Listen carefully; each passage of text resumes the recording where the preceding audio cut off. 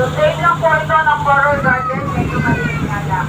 Coral Reef yung nasa may unahan, malapit sa shore, and white yan yung kulay turquoise na water.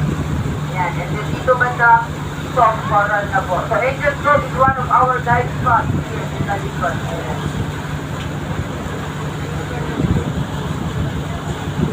And anyway, this is owned by Nixon.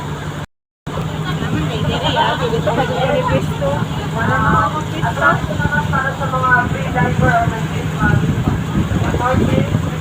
This is master ball. Yun.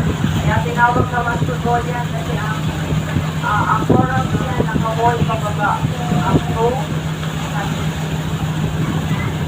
So, isang hambang lang po from 10 feet to 100 feet po.